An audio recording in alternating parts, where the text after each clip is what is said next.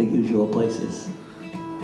It's happening now, like it has before, at the universities, in a time of war. Put people together, they'll communicate, talk about things like college and state, talk about the research that built the Iron Dome, talk about their relatives starving back at home, talk about tuition and where the money's spent and where all the buildings in Gaza went. Wake up each morning and the headlines say how many hundreds of Palestinians died today, how many thousands were killed in the past week. People get together, people speak. The newscasters say with surety the campuses lack security.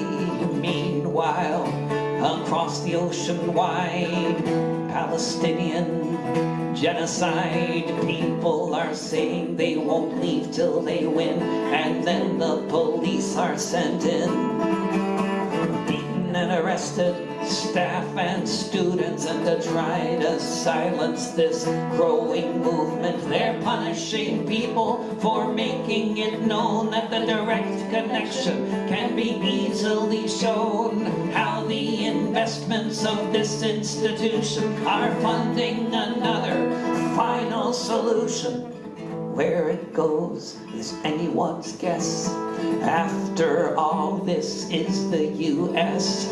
Battles have been lost and won, but with bombs being dropped every day by the ton, with the orphaned and famished beneath the sky, waiting for the moment when it's their turn to die. Some people just can't look away. They have to set up a tent on the campus and say, boycott, sanction, and divest. Boycott, sanction, and divest.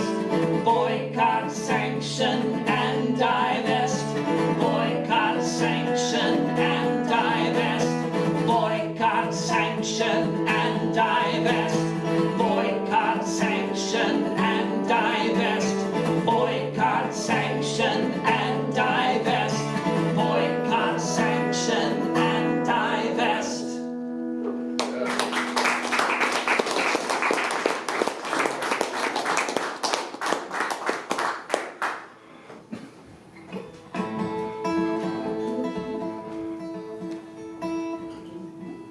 On the 25th of February, 2024, in protest against the US-sponsored genocidal war, as bombs were falling and exploding all around, burning up the bodies of the children on the ground, huddling in tents and just waiting to die, this young man could no longer stand to hear the cries.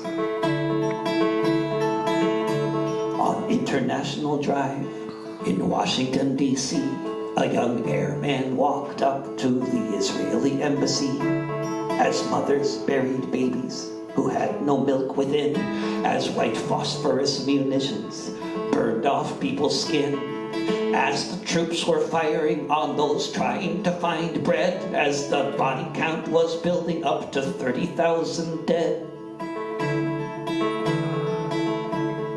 Dressed in his fatigues, there on Embassy Row, he announced into the camera this was where he'd meant to go, an act of desperation, and one designed to share the horrors of the crimes being committed over there, like a mirror to the world, so no one could look away from what's happening in Gaza every minute of each day. He stood in front of the building, as ready as he'd get. He put his phone down so he could live stream it on the net.